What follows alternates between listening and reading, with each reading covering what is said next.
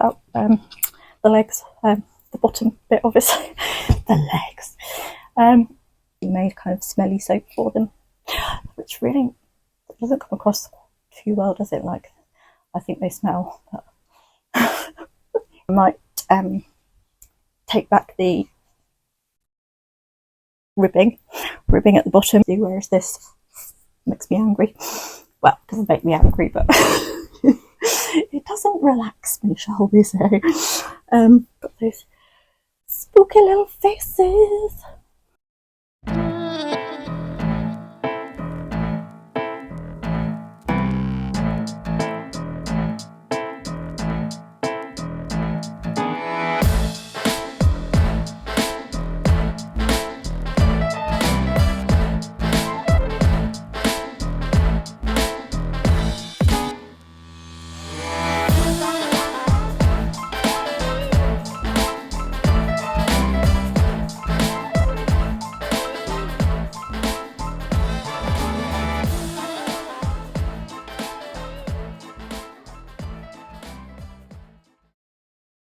Hello and welcome back to Knitting with Betty.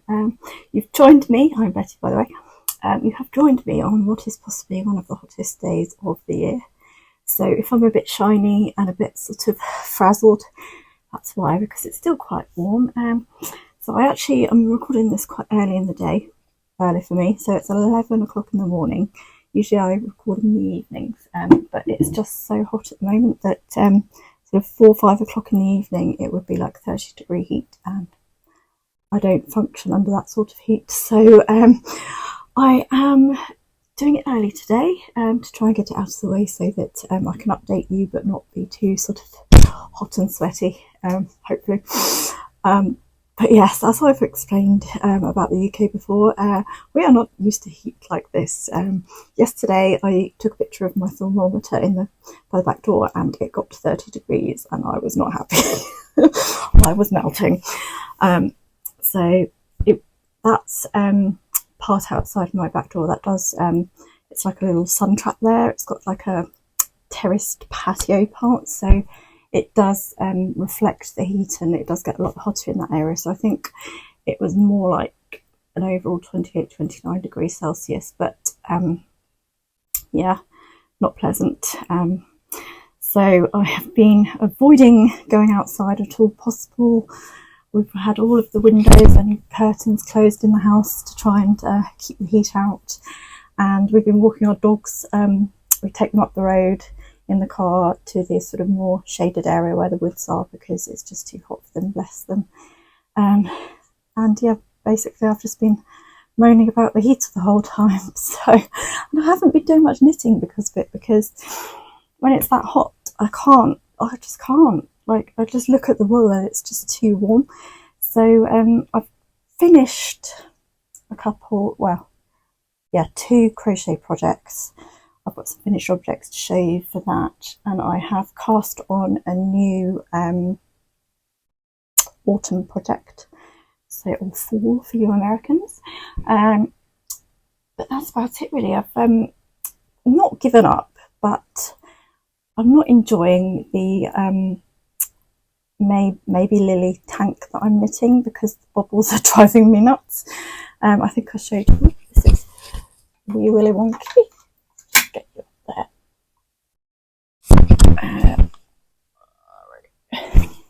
So yes, I'm not enjoying the maybe Lilly tank knit along that I'm doing because of the bobbles. They're driving me absolutely crazy. So I decided to cast on my boneyard sweater for Halloween, because I knew I was going to enjoy doing that one. And as a result, I'm like making myself do like 1 or 2 rows of the summer top, just to get it sort of going and get it finished. But it's taking a long time. But the Halloween sweater that I've cast on, that came to an abrupt halt because of the weather, because it was too hot, but also because I'd forgotten you knit it from the top down. So I got to the colour work bit quite fast, and I didn't have the yarn for the colour work. So I've sent off for that, and hopefully be able to pick that up again. But yes, I had been sort of getting into the Halloween spirit because the shops over here have started to creep in their Halloweeny bits, which is quite exciting. And the weather was winter, so it had been sort of fairly cool and rainy for most of the summer. So I thought, oh, get into the Halloween spirit, and then the heat wave hits, doesn't it? But never mind. I think tomorrow it's due to be thunderstorms, so winter will return. But yeah, we've had summer from Sunday and it's now Wednesday, so that'll be what, 4 days of summer, and then it's back to thunderstorms and winter again. So there we go, and then I'll hopefully be a normal temperature once again. But just have some water because it's hot. So yeah, at the moment, let's see what the temperature is. It is, it's 24 degrees out there, and it's 11 o'clock in the morning. Not fun. Yeah, it's due to get up to 29 again today by 3 o'clock. So think of me. We do have those cool mats for dogs, because it is really hot for them, bless them. But my dogs won't use them. They get kind of freaked out by them. So I've been using the cool mats to lie on the sofa, which is quite nice. But I've kind of fashioned this updo to get the hair off my neck because it's just too hot for curly hair all around your neck. So ages and ages ago, I bought like an online video tutorial from a lady that I sort of knew quite a few years ago. She did a bit of modelling for me when I had my hand, and she's a hairdresser in the daytime. So she did like a series of vintage updo videos that you can buy. I think they're about £7 to £7, something like that. Just and you get to keep that video for forever. And she goes into detail on how to do like proper updos, and I think this is like the poodle 50s or 40s poodle with like a bouffanty front thing. She's done like other ones with like pigtail plaits, and what's the other one she's done? Just like a normal curly set. So if you're interested in that, I'll pop her details in the comments because they are really good. She's called Lucille, and I think her Instagram is Lucille's Locks. So she's based in, I think it's Derby or in the Midlands in the UK. And lots of vintage girlies go to her for their hairdressing needs. So be sure to look her up if you're into that sort of thing. She sells some great like pink hair accessories as well, like pink combs, pink clippy bits, and she also does hair nets that are to your hair colour. So she's got like one for blonde people, one for redheads, and one for dark haired people. So it's always worth looking through her shop to see what she's got. She's got lots of vintage hairstyling accessory bits. But yeah, so this is the third day of wearing this. So I put on a hairnet at night and then a hair scarf. That's the word I'm looking for. It's just too hot, people. And it keeps it nice and, well, fairly nice. It's a bit frizzy at the moment, but yeah, I did this on Sunday night and it's Wednesday now, so it's lasted quite a few days, even with me sleeping on it. And it's just keeping me a little bit cooler in the hot weather. But anyway, yes, so back to knitting things. So I did cast on a Halloween knit. So let me show you this. So this was my Susan Crawford yarn. So this is from the Barn range, which is a double knit, but it's quite a sort of lofty double knit. It's quite sort of similar to the Hobbycraft Aran that I have, but it is actually a double knit, and it's because it's kind of quite fluffy that it looks. Ooh, camera's over this side today. There we go. It is quite a sort of thick double knit. But yeah, it's knitted up nice and quickly because it is nice and thick. And it's this beautiful, it's called Jack-O-Lantern, this colourway. which is this beautiful orangey kind of rusty colour. It's going to look really pretty with the other colours, and I've chosen for the background to the skeletons, I've chosen a navy blue, because I thought it was just a little less harsh than having a black. And then we've got like an ivory colour for the skeletons, and then a light grey, I think it is, for the other zigzaggy of the colour work. So that's how far I've got on that. Now this one, I really struggled for gauge. For some reason, it just wasn't working. So the gauge is 4 stitches per inch. So that to me would indicate that you need more of an Aran, I would have thought, to get that kind of gauge. But it does call for double knit yarn. But for some reason, I just could not get the gauge on this. So I think the needles that they suggest are 3.75, and I'm using 4.5. So it's quite a lot bigger the needle, but that's the only way that I could get near to the gauge. So I didn't actually get true gauge. I got 4.5 stitches to the inch. But I did come across on YouTube, thanks to the old YouTube algorithms, there's a lady who does a really good explanation of how to convert the gauge you're getting to fit the pattern that you're knitting, if you can't get the gauge, if that makes sense. And it's like a mathematical equation that she does, and it's really simple, but I've forgotten what it is. So I will pop that in the comments as well, because it was genius. I was like, oh my god. So you do this little bit of maths, and then it tells you which size you should be knitting. So you disregard your size and match it to another size, but because of your gauge that you're getting, you should get the size that is you. She explains it a lot better than I can, but I will pop that in the comments because it was brilliant.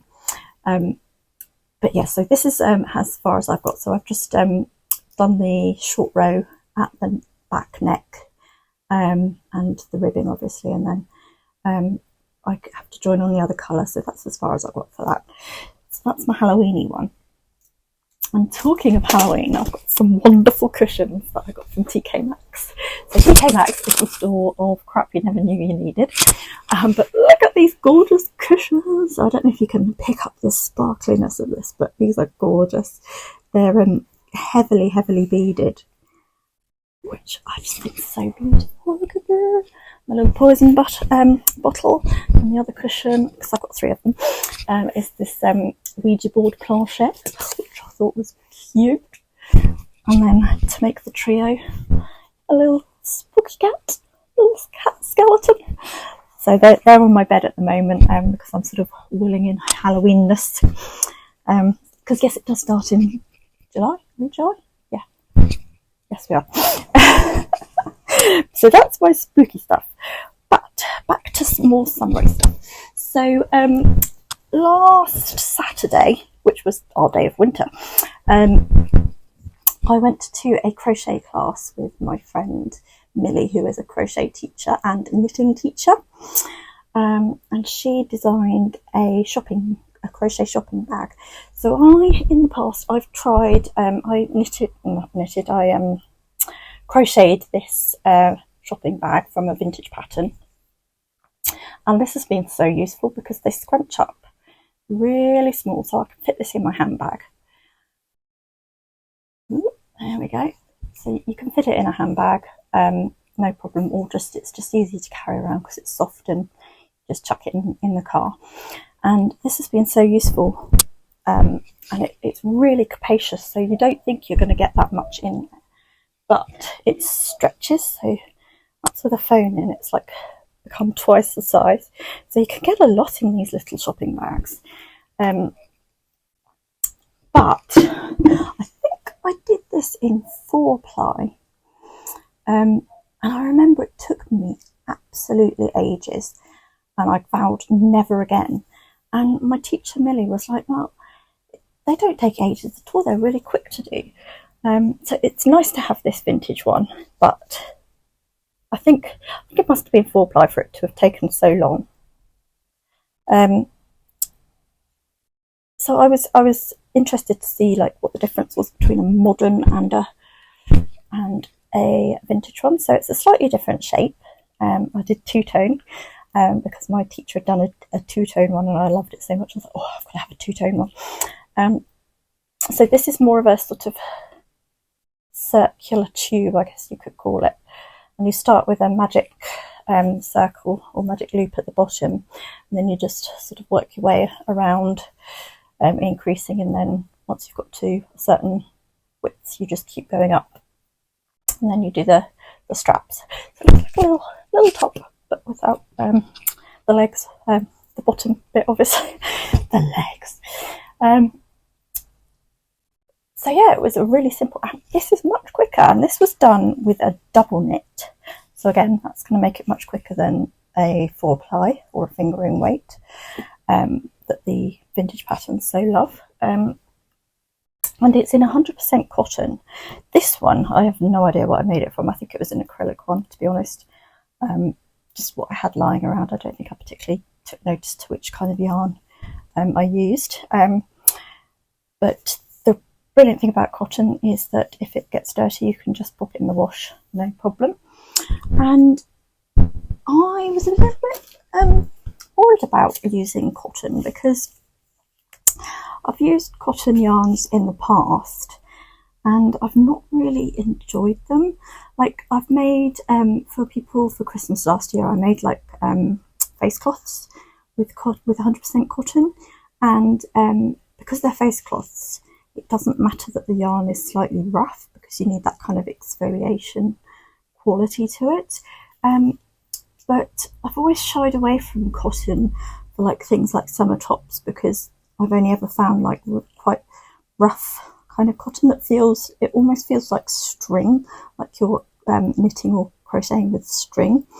So I was really pleasantly surprised by this brand of cotton yarn.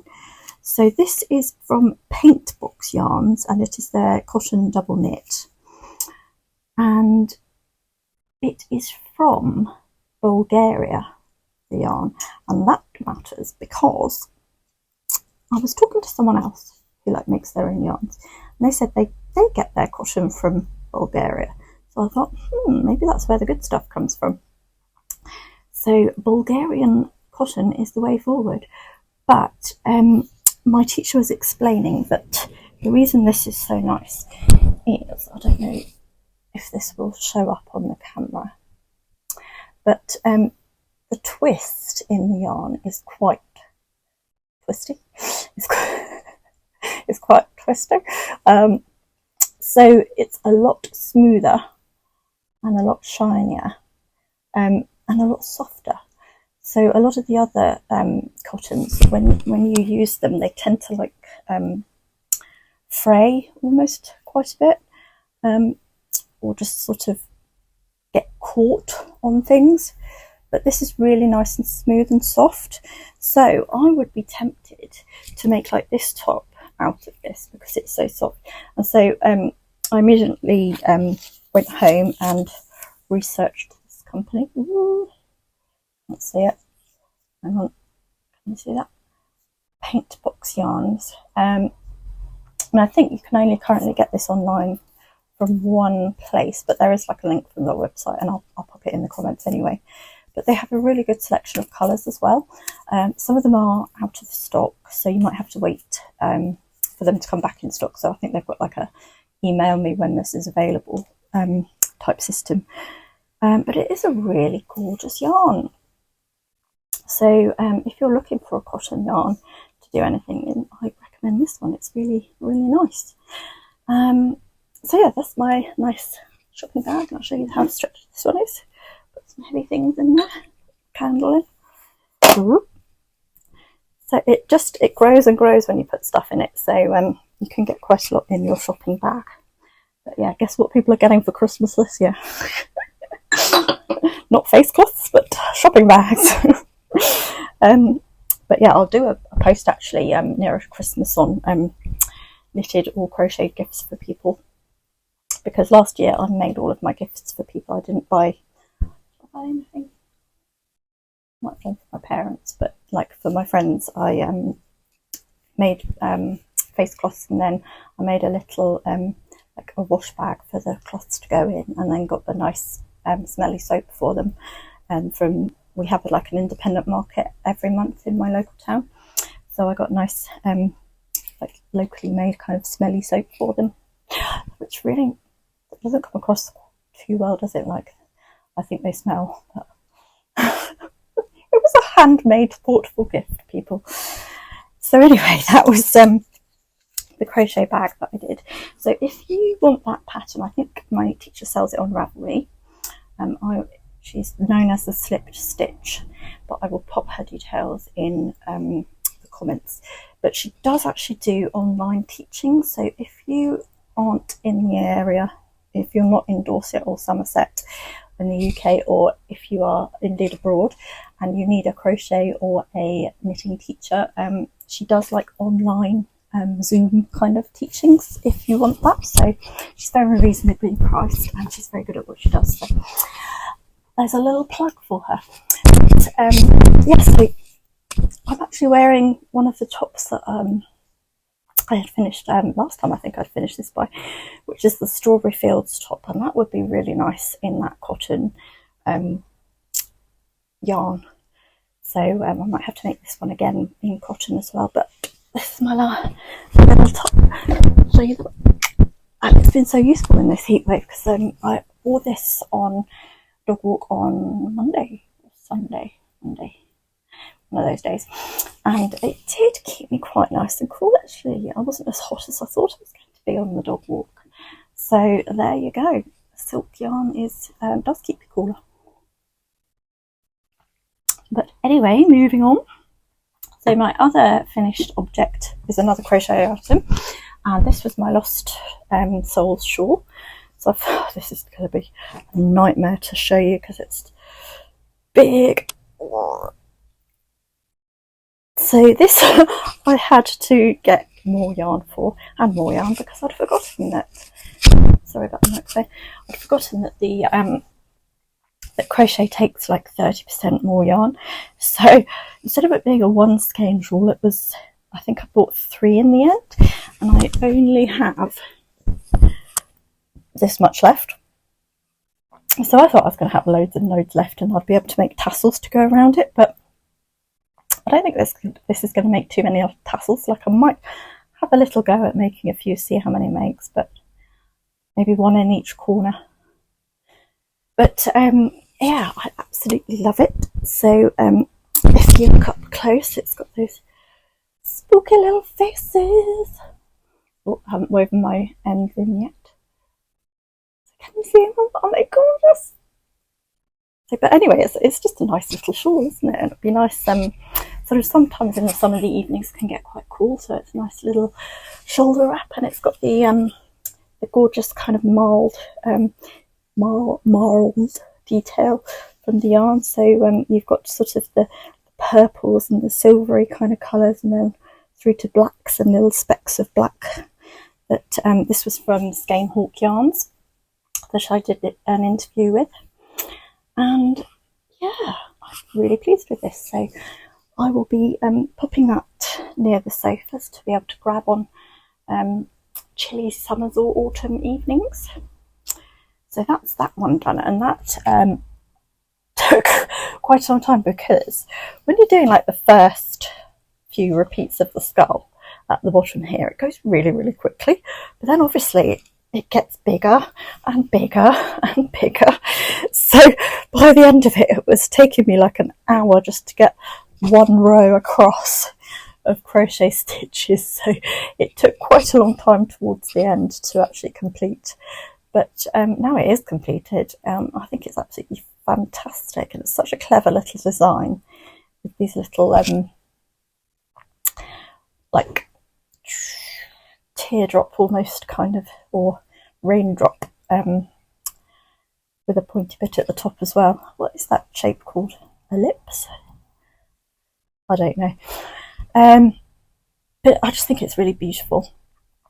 So I will obviously put a link in the description as well for that if you want to start crocheting that for Halloween as well, or just for any time of year. So that's that one finished. And then, yeah, I think that's pretty much everything. So the only other thing is, whoops, step over the cables. This is the progress on my maybe Lilly tank. So not very much, is it? So I think last time I'd got to around about here, maybe. And so I've done that again. And then you're supposed to start, you do a half a repeat, and then you're supposed to start on the 2 lapels.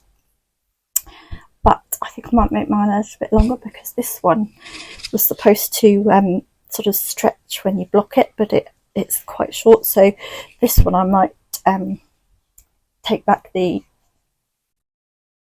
ribbing at the bottom and join it on again and knit a little bit more length, because it's fine when I wear this skirt, but I did have high-waisted trousers on the other day and it kept riding up, so just to be a little bit more comfortable I might put on a couple more inches. But so for this one, again, I think I might do the same, because I am quite a tight knitter, so I don't think this is going to grow too much in blocking.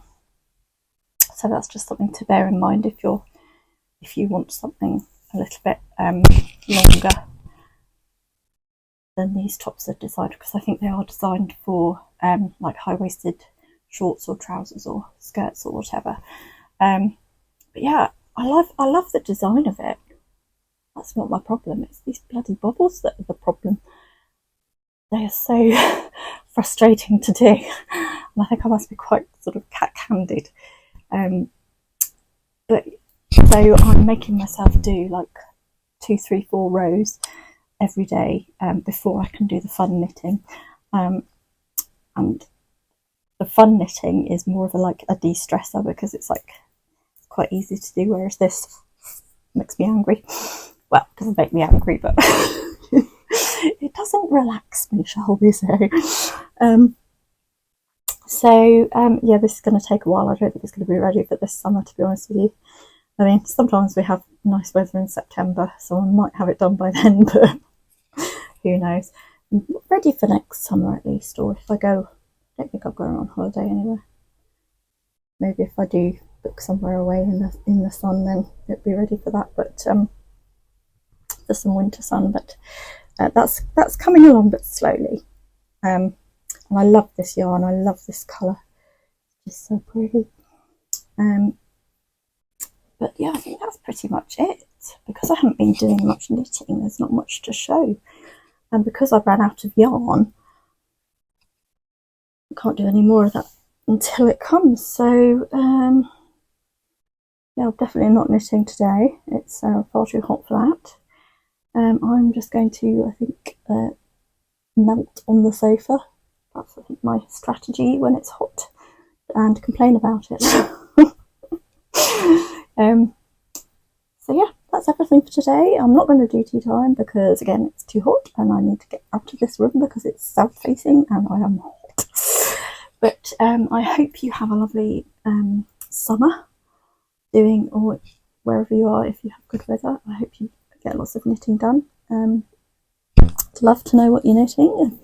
If you're knitting any vintagey type patterns. I think there's a vintage knit along group on Facebook that I was going to do, but decided against it because it's quite a big project, where they're knitting a swimsuit, which is quite exciting.